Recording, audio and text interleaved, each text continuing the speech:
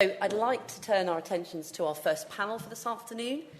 I'm going to ask each speaker to introduce themselves as we come very informally to some questions. So I'm going to start with Jane. Would you mind introducing yourself? Hi, I'm Jane Sproat. I'm Assistant Director within the National Community Transformation Programme and lead on the Digital Community Health Services Programme, which is a portfolio across NHS England that are supporting community with digital kind of like priorities. I'm also part of the team that are mobilising the virtual ward programme as well.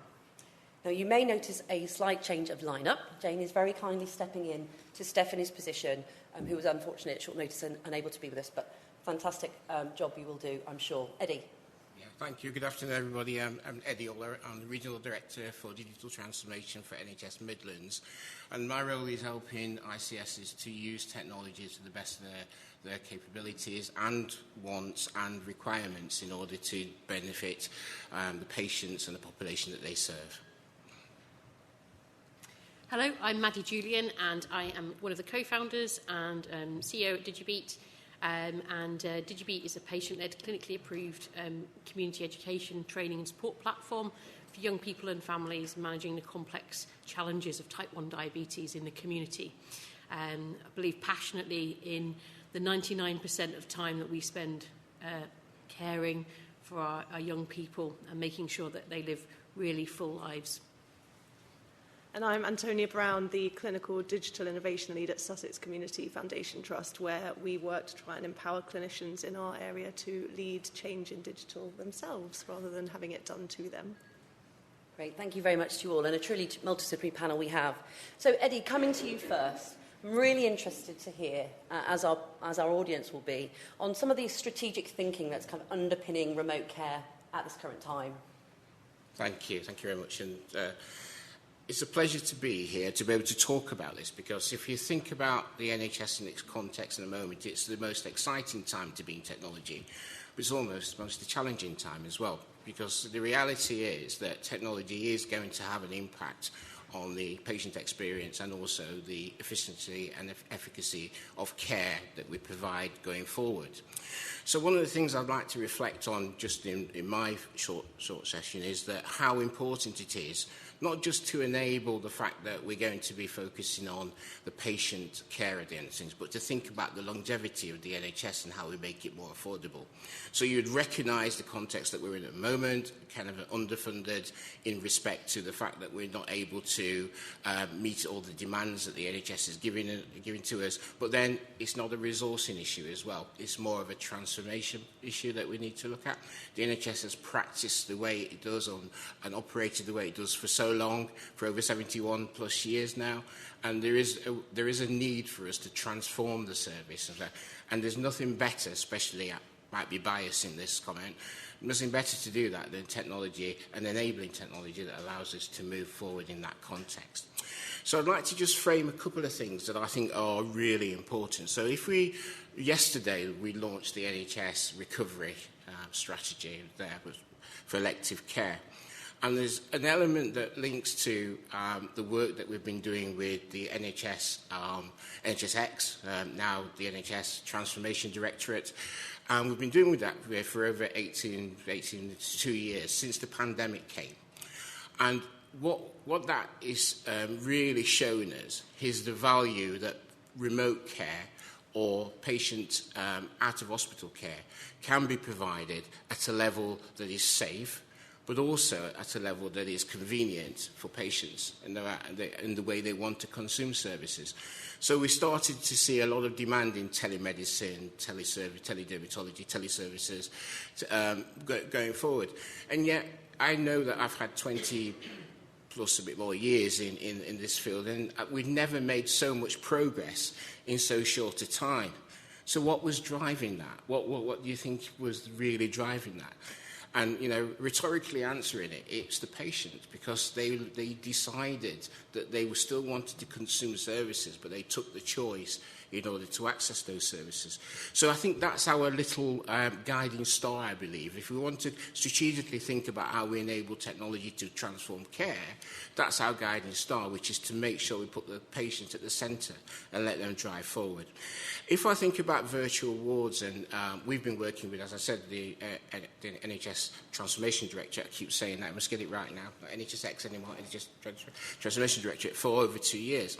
And they've been driving up scale in this space, and we started off with out-of-hospital care, NHS at home. We then moved into COVID wards and then non-COVID virtual wards. And now there will be, I think, going forward, and it's set out in the operational planning guidance, that there will be a push now for the relaunch of the long-term plan and how we make sure that that service is tech-enabled going forward. And I think that's probably key. And for those of you that take time to kind of read the operational planning guidance, there's quite a lot in there that it's funding to help drive services forward. There's 53, currently at the moment, there's 53 virtual wards set up across the country with 2,500 beds already set out. So there's a demand, and that's probably increasing.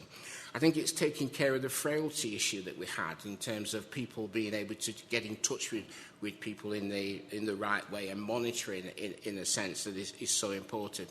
So what has been set out is there's a target of between 40 and 50 virtual beds per 100,000 population per ICS. And that is a kind of barometer to allow the funding to flow in order to drive that service. I think if we return back here in a year's time and we're having this conversation, we'll start by saying, if only we had more money, we'd have more virtual beds. If only we had money, the patient described they want to consume services out of hospital because of the convenience. So what I would started off by kind of saying that the transformation element is important. I think that going back to the patient, it's really key that they have the opportunity to consume care where they need to. The other bit that I think is so relevant, and it's topical for the operational planning guidance as well, is the health inequalities agenda. So we also started to see that for in my field for digital transformation, people started saying there are some people who are digitally excluded. Be careful how you manage that new transformation, and I think that's right to do so.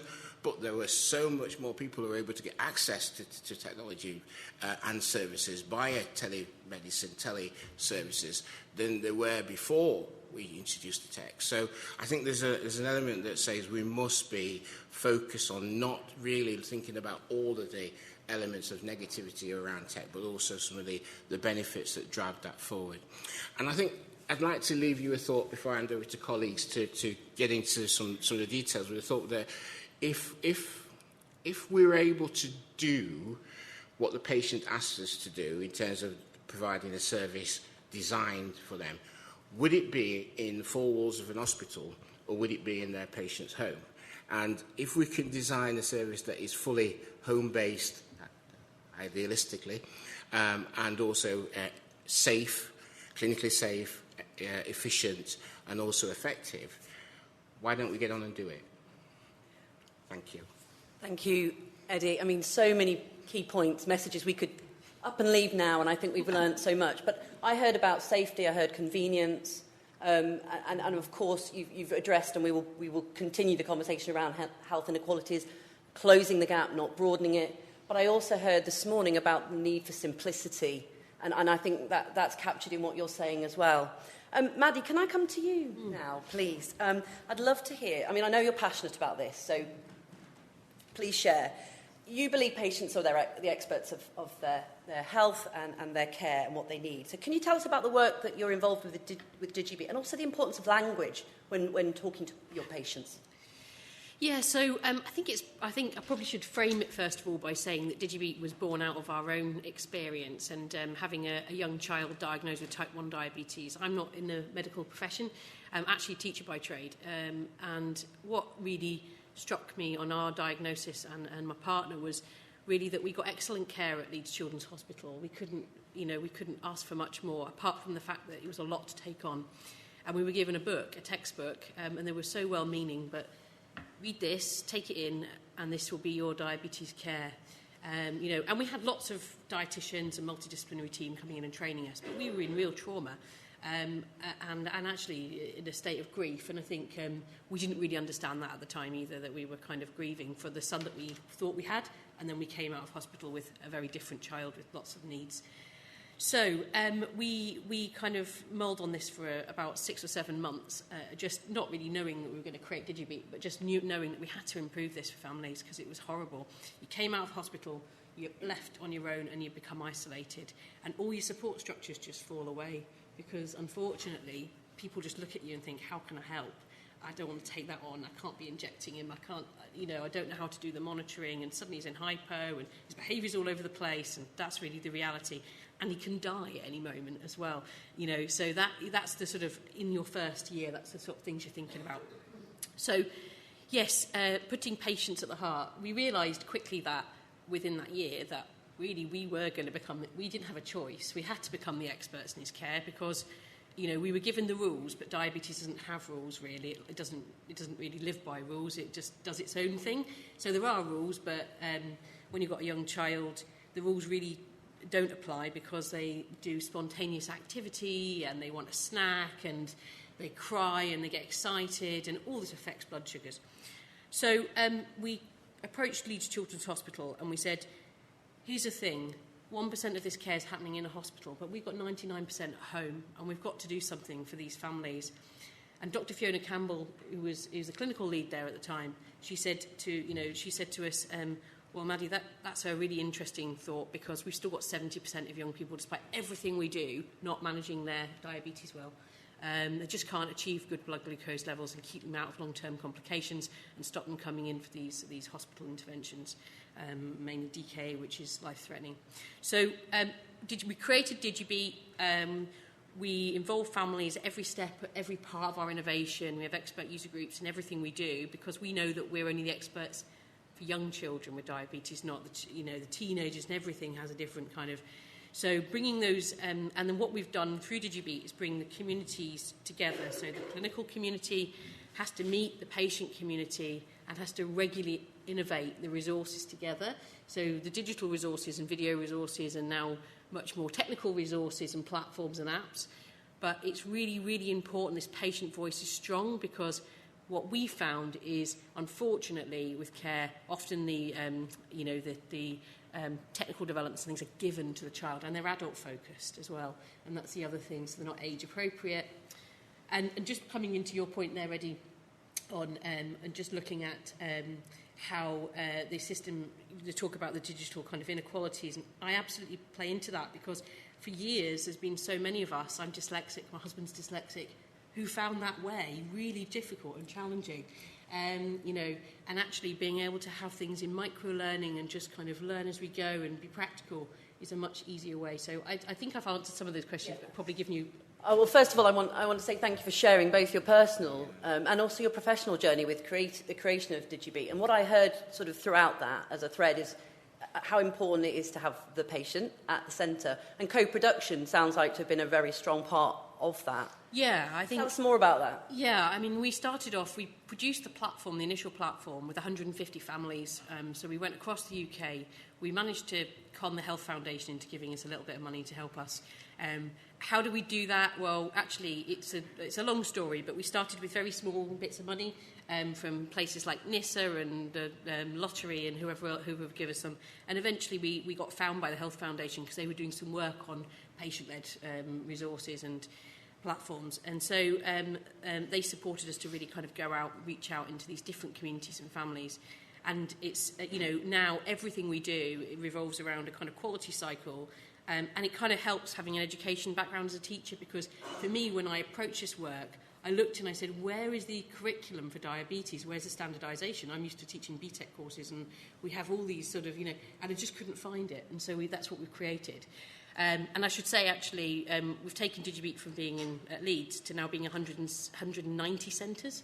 So the DigiBeat app is now implemented in care in 190 centres. It's not been easy, and we've had some battles along the way, but it's just about being tenacious and knowing that it's the right thing to do for young people and their families. I think we'll perhaps pick up a conversation around some of those battles, because I think they're the bits, we often don't hear about.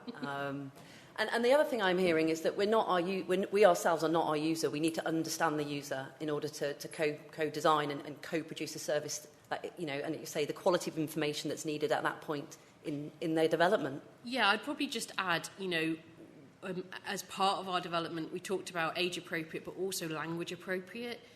So looking at the languages these communities are speaking, and it's quite sort of sometimes to hear healthcare professionals say things like, well, they don't engage, and it's actually about looking at the communities that we're serving and working out how we can best support them. It's not quick, it's not easy, and it's expensive, but it's really important to personalise that care and make sure we're speaking to different communities and bringing in representative boards. And we're going to hear a lot more about personalisation of care, and also we heard earlier before lunch around the seldom heard groups.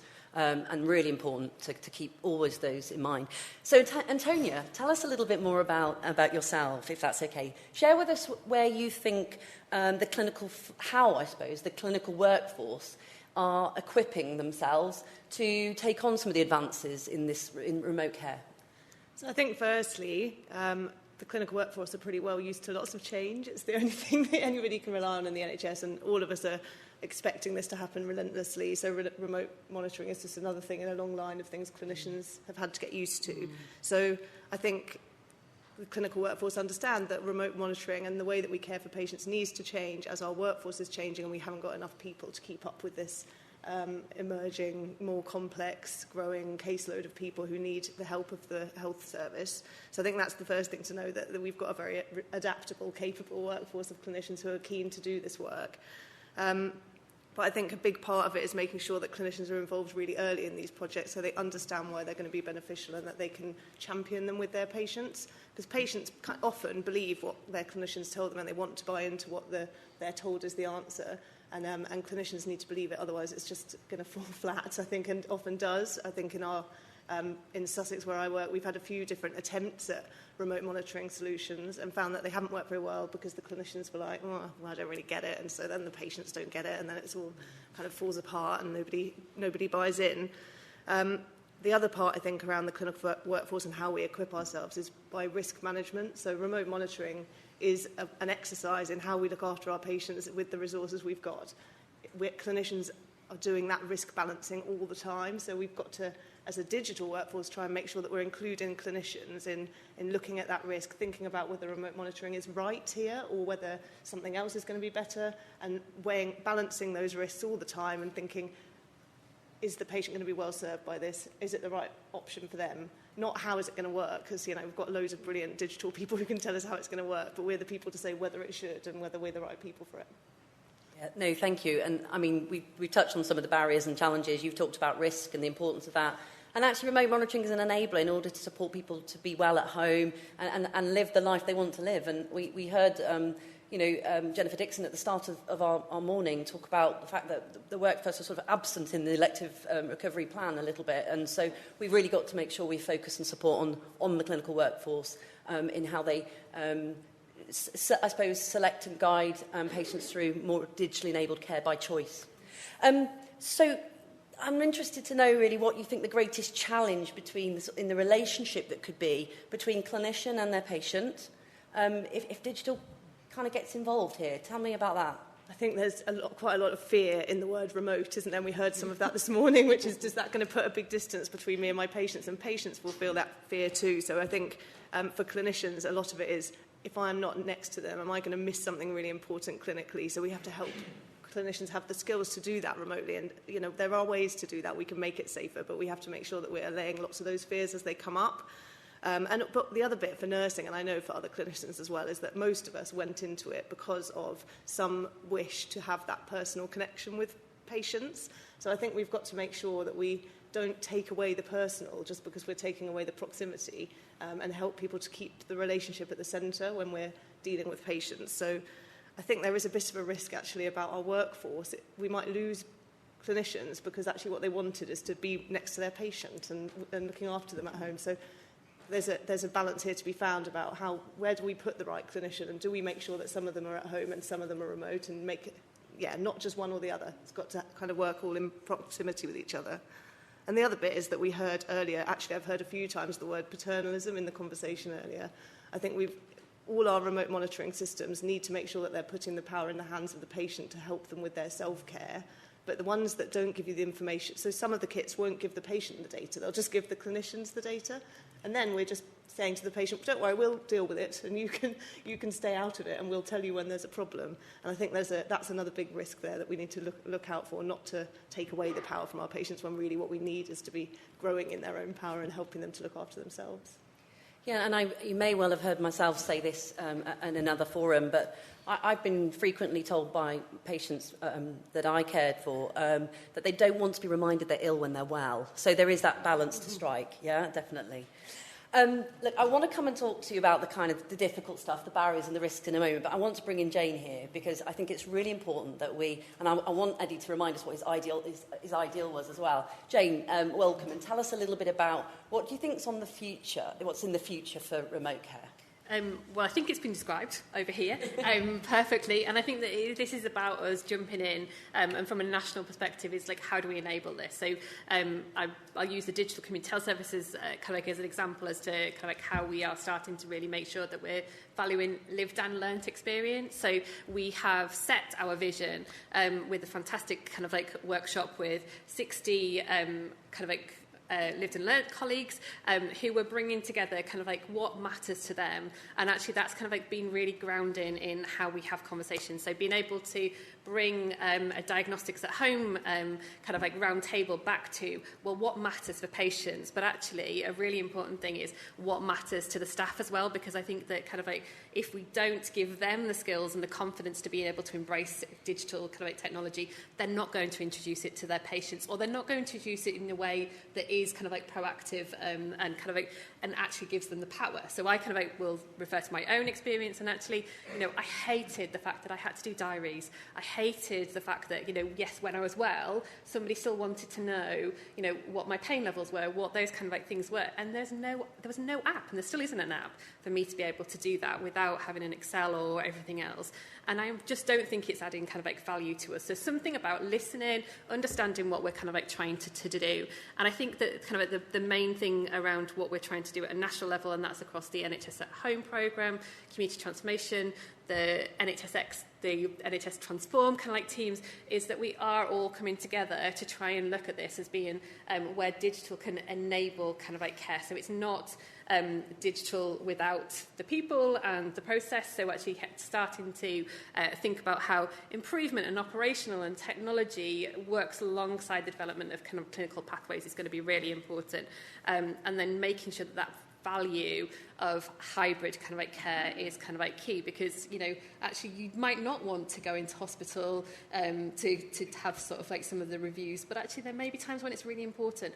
Equally, when we're now looking at increasing that community-based care, so Eddie's done a fantastic job promoting virtual wards, don't need to mention anything about that one, but anticipatory care, urgent community response, enhanced health in care homes, all of those models of care actually need us to step away from a hospital-centric approach. And digital is one of the only ways that we are going to be able to do that, with giving patients their choice. So when you're looking at hospital at home won't work effectively unless we start to embrace remote monitoring as part of that appropriately, but actually the efficiencies of workforce will come from that side of things.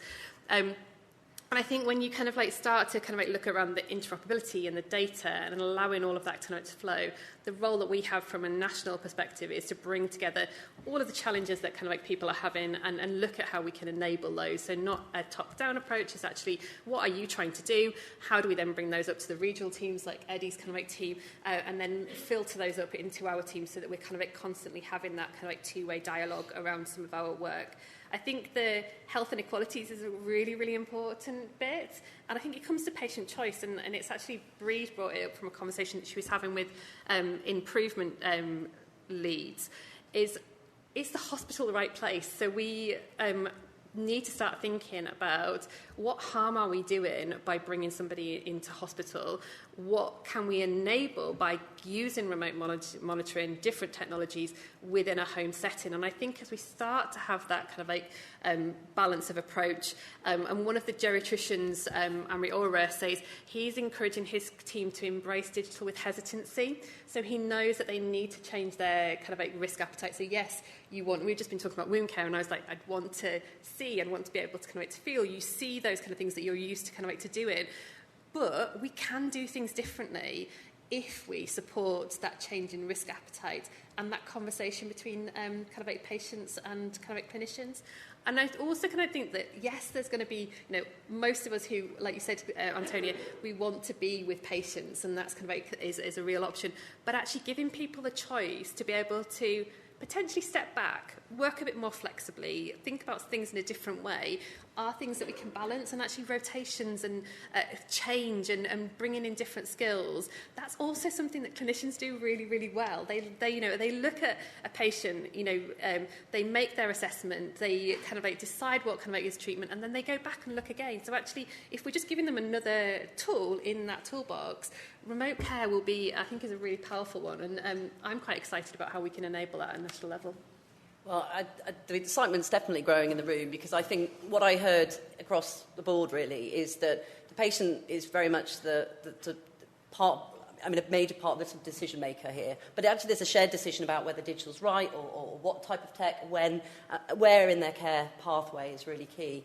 I keep thinking about Barry this morning, and he summed up, remote care gave him a sense of security, a sense of safety, reassurance for both him and his family, and that's pretty priceless. So I think that's really key. I want to save some time for the audience, okay?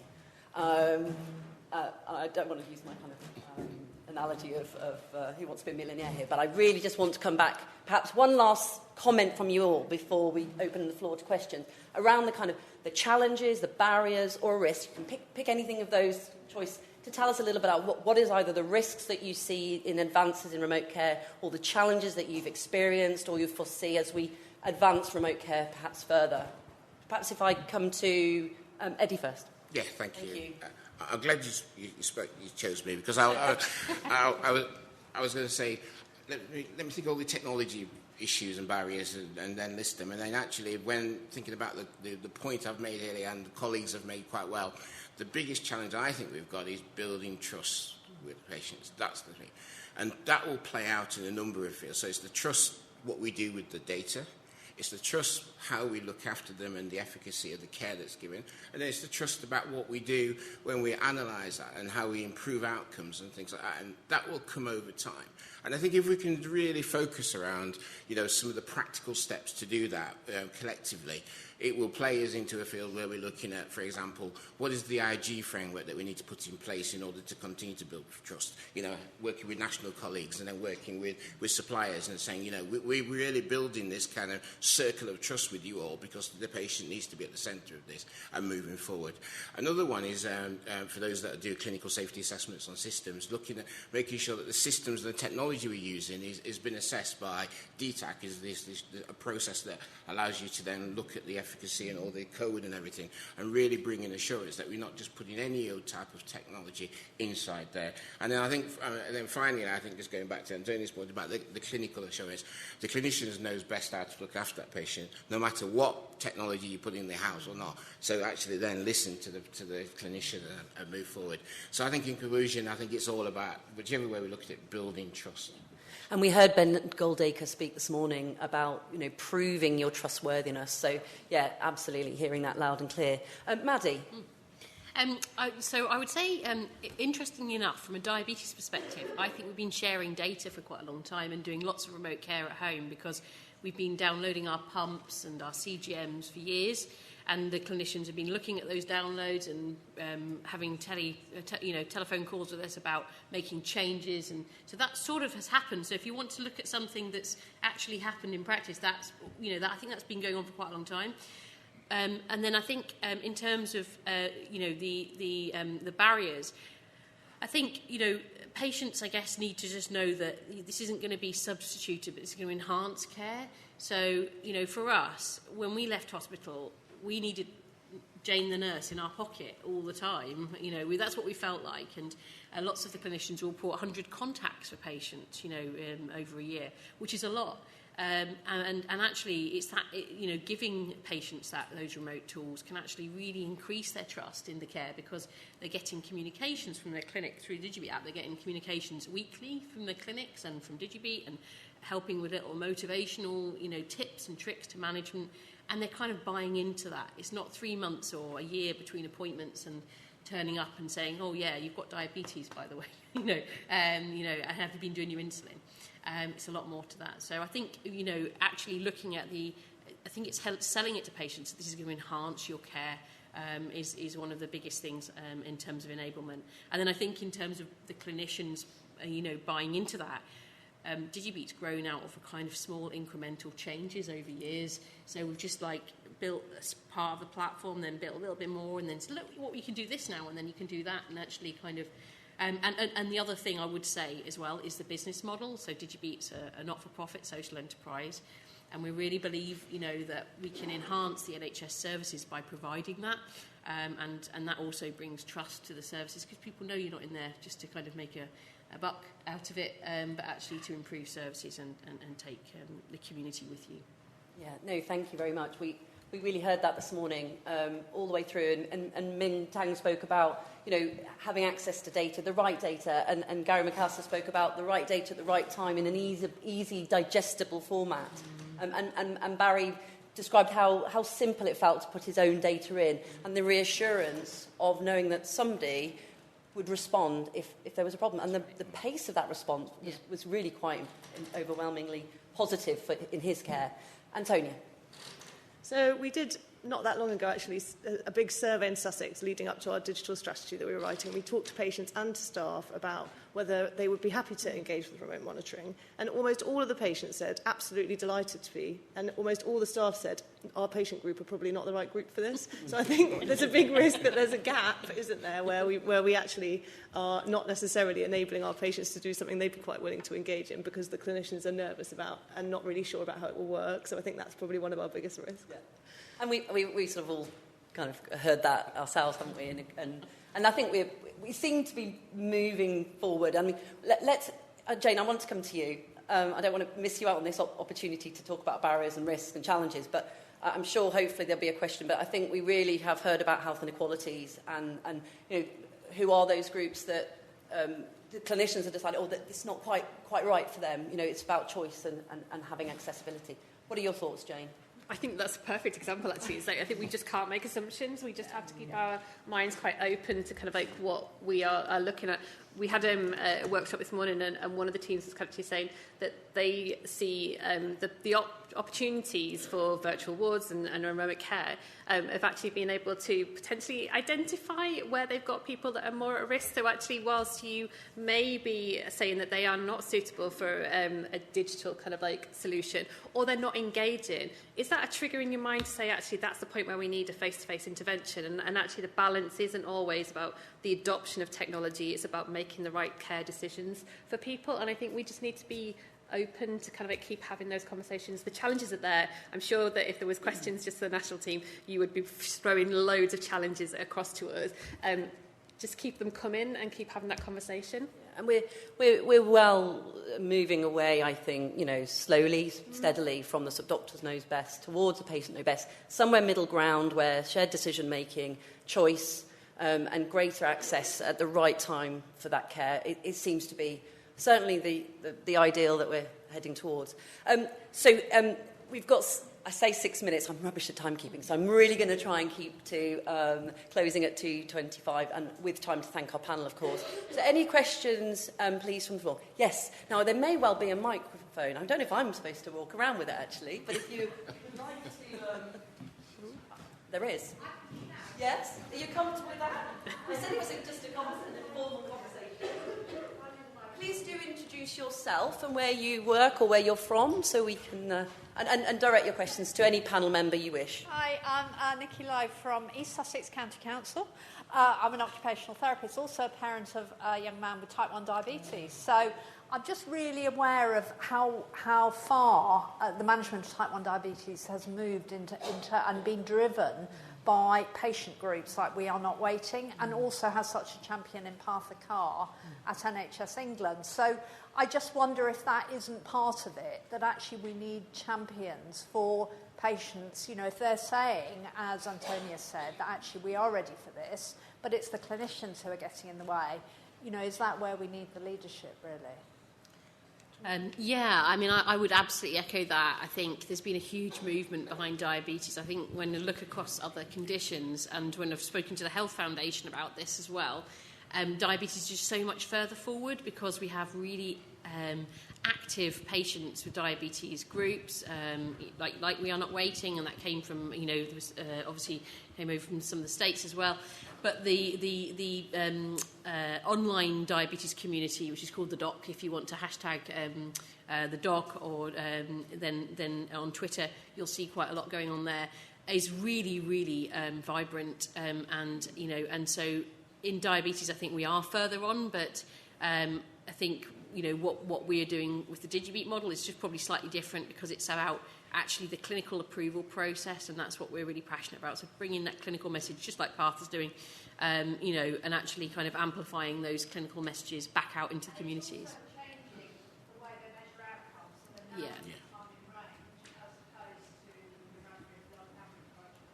That's right. Thank you. Over to our second question. Hi, I'm Emma Stratfall and I work for a company called Oxford Digital Health.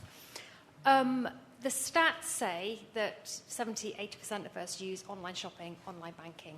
We think that that's safe.